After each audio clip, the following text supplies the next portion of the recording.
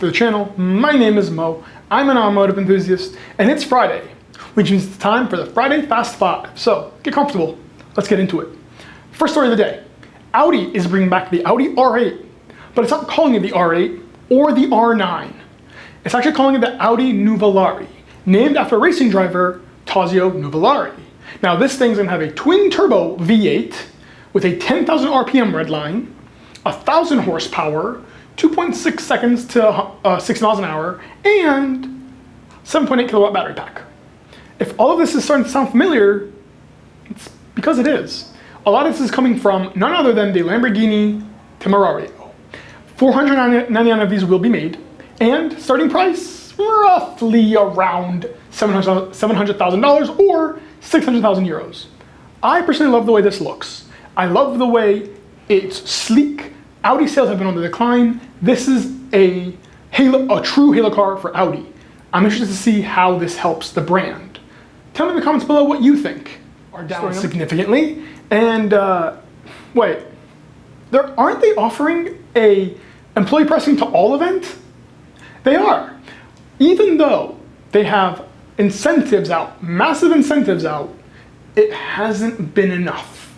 Total sales were down something like 13.6%. Electric car sales were down 44%.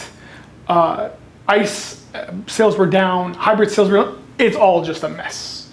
Now, they're also suffering from pulling back on EVs and canceling the Ford Lightning, and they lost significant money there. Ford wants to turn things around here, but I just don't know how they're going to do it. When you have F-150s for 100,000 plus, I just don't understand that pricing. In that price range, you have options, and I don't know if an F-150 is worth $100,000. But I'm very interested to see what everybody else thinks. I could be wrong. Let me know in the comments below if I'm just a lunatic, and if people really want $100,000 pickup trucks. Again, I just don't see it. But comments below. Story number 3. Our next story brings us to Mercedes-Benz and the CLA 350 EV. Mercedes-Benz quotes that this car goes 312 miles on a single charge. Well, Edmunds in a recent test has blown past that. 385 miles. But something else interesting is that they also found out that the car charges faster than quoted. 26 kilowatts faster. That's significant. Now, something to note here. Edmunds does their testing completely differently.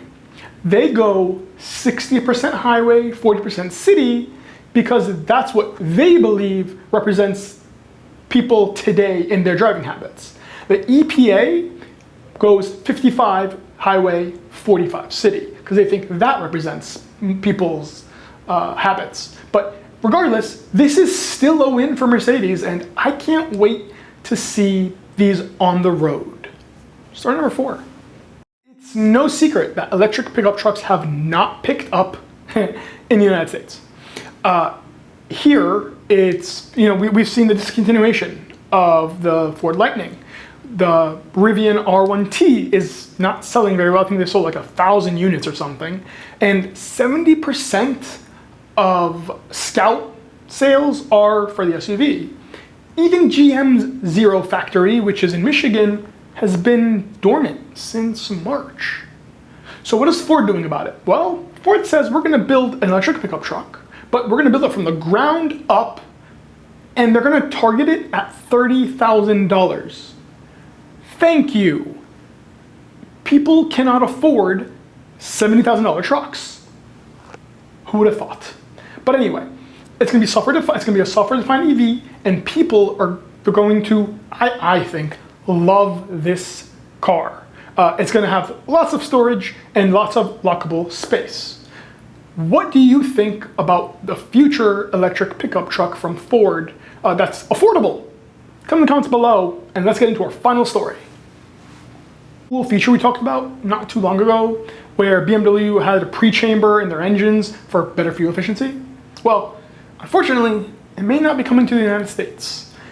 BMW's M-Ignite is BMW's answer to the Euro 7 emissions standards. And unfortunately, it may not be coming to the US for now.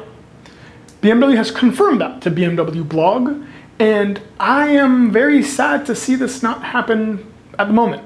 It's cool technology because it's actually giving you better efficiency, because there's a separate chamber, and then you have your regular chamber in the ignition cycle. So the car has two ignitions, and your car is burning cleaner and more efficiently. It's amazing. No power, no power increases, but just a more fuel efficient car.